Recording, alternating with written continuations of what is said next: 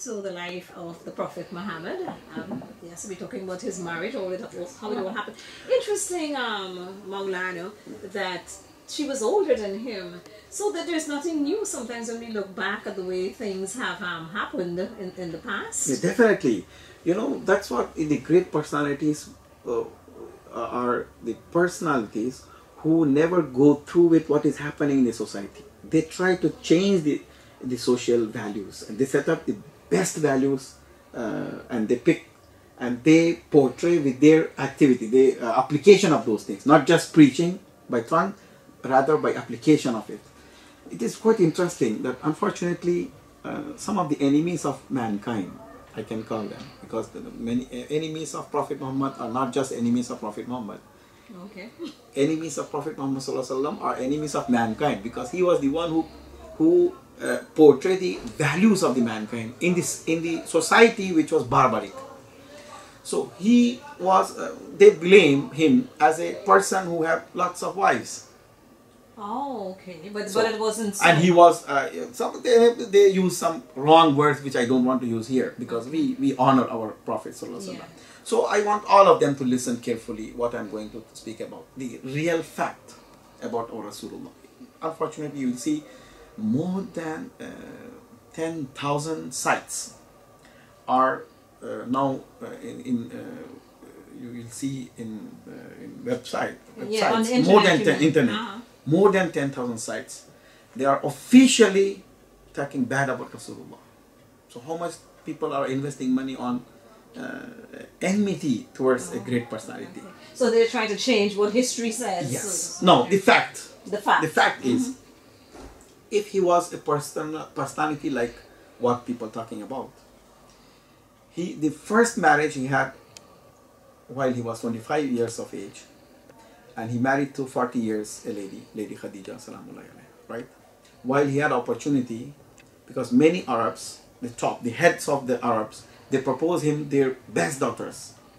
Okay. He had opportunity to choose among them, but he never went to choose one of them. Okay. But he looked on the character of the Lady Khadija. Okay. So he chose the Lady Khadija, Yeah. and he was stick with only one wife till he was 50 years of age. Till the departure. So all that helped enhance his character and tell us more about him. 25 years he was stick with, or 26 years according to one of the other tradition. He stick with only single marriage, only one wife. So if you talk about the age of 25 till 50, that's the major time. While if you talk at some, yes, after departure of the Lady Khadija, when she died, he married to other wife. Then other, 3, 4, 5. It seems as though he was like looking for her, don't you think? Pardon he was me? looking for something that he had lost in her. Maybe that's why he had all these other wives. Normally, maybe we don't know. In Muslim world, normally, see a man, if he is a single, it's not the people not looking good upon that personality. So it's for preserving the character, it's good to be married one. Being single itself is not recommended in Islam. But how did he manage to do that for those 25 years? He was okay with that, because the lady was so sacrificing that because she was the richest personality in the Arab. She donated everything to Rasulullah so he can promote the Islamic message. And one important thing we can see here, that many people donate their wealth, but she was the personality who never said to Rasulullah that this is what I am donated. No. Okay. This is what is yours. You spend according to, as per you, how you want to spend. Okay. So and she never recommended doing or anything. No, because asking to.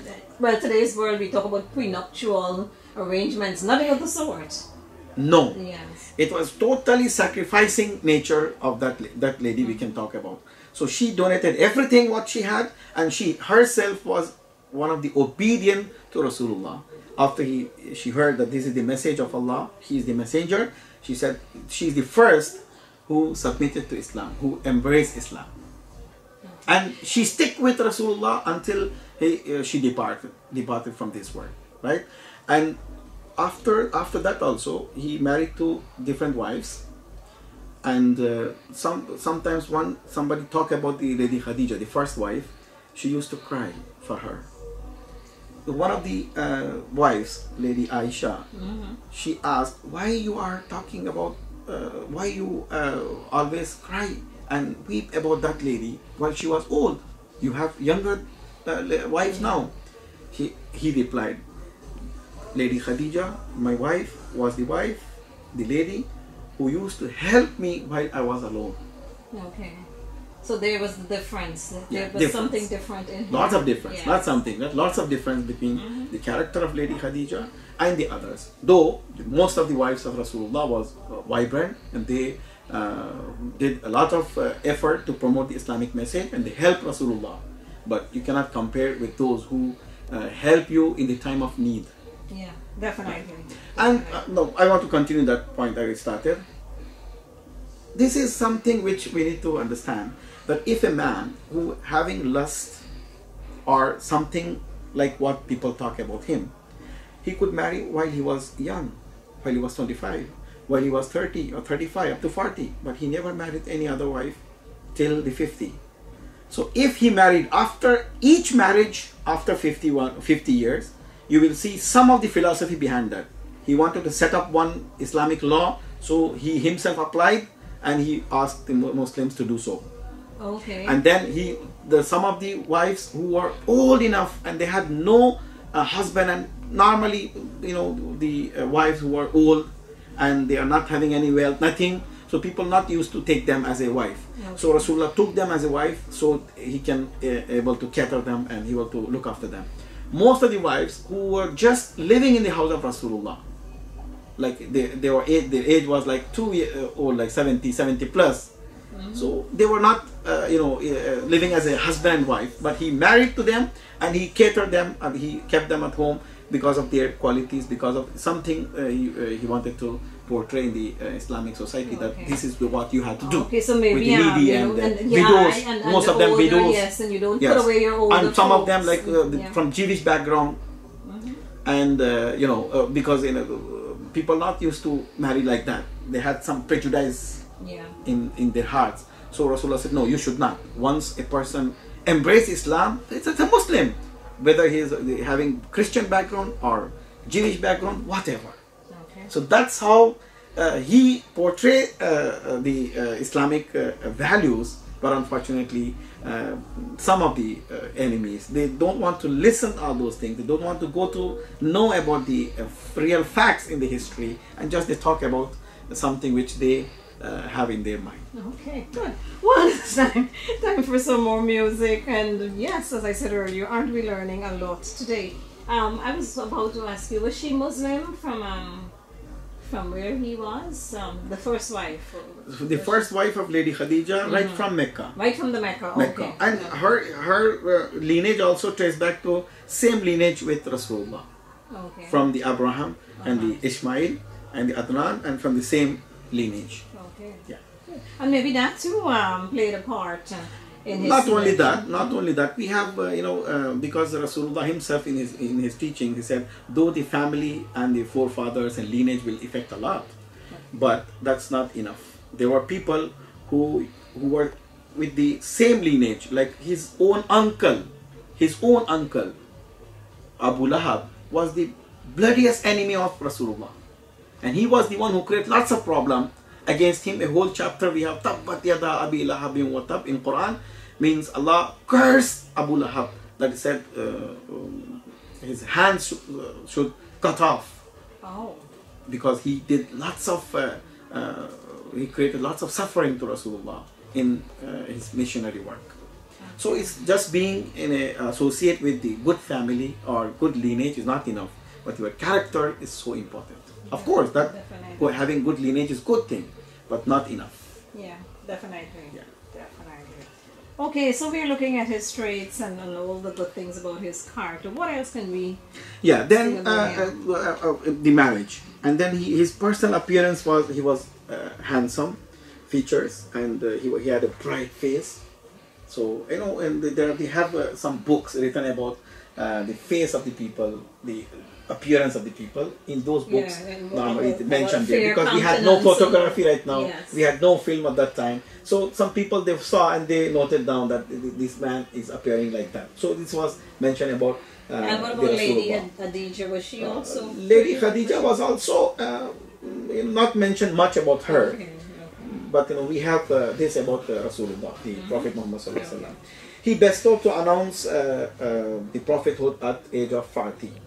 But according to what we believe, he was the prophet. According to what we have a hadith, he himself said, "Ana nabiyyun wal Adamu bainal ma'i wat teen." I was the prophet while Adam was in between clay and water.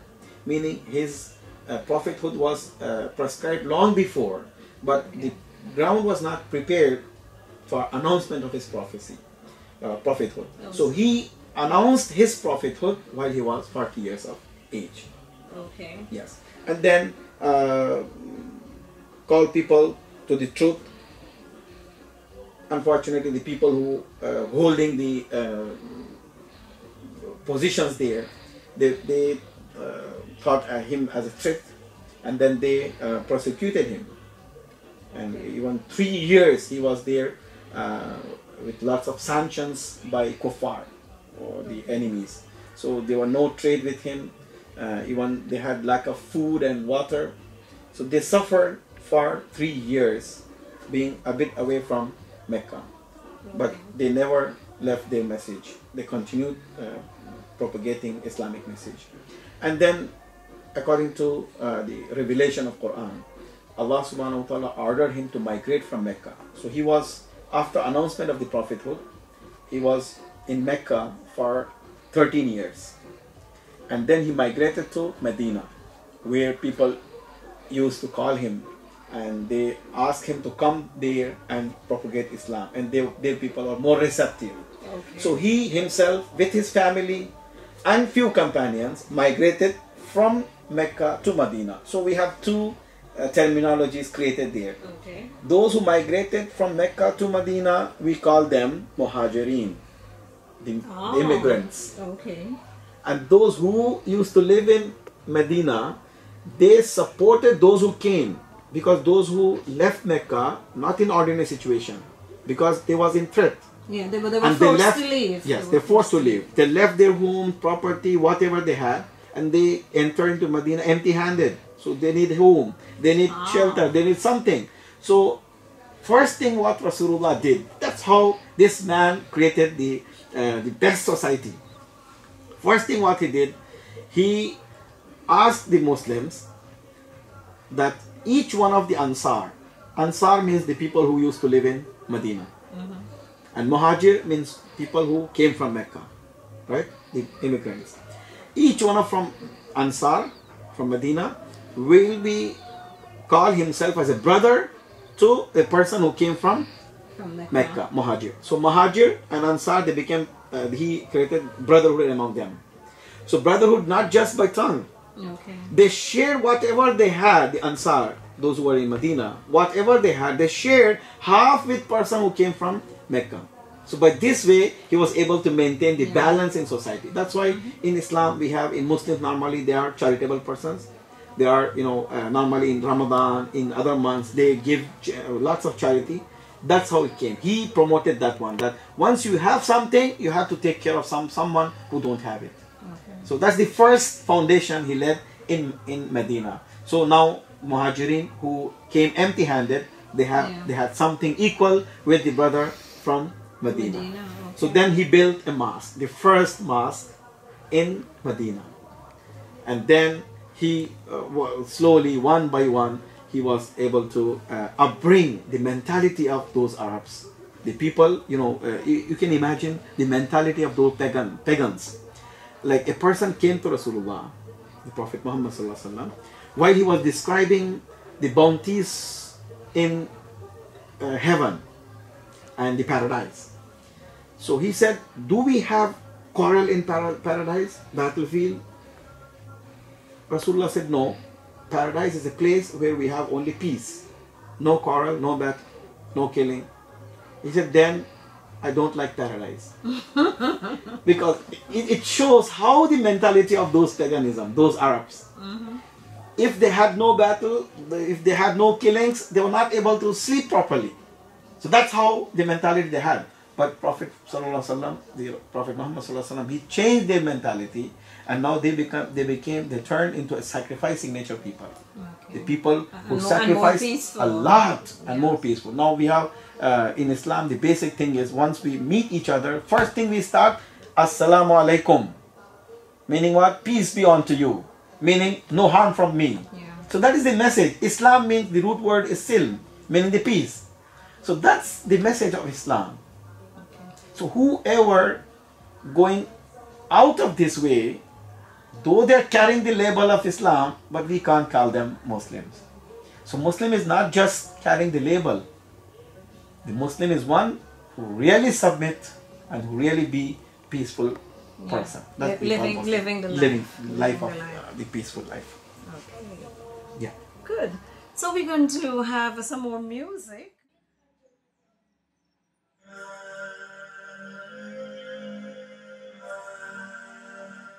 Oh Allah, send abundant peace and blessings on Muhammad, who is your beloved prophet from all of creation. Oh Allah, send abundant peace and blessings on Muhammad, who is your beloved prophet from all of creation. Oh Allah, send abundant peace and blessings on Muhammad, who is your beloved prophet from all of creation.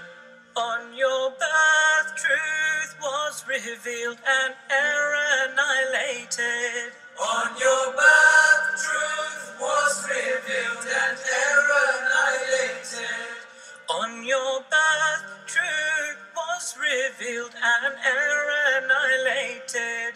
The heavens decorated, angels celebrated. Oh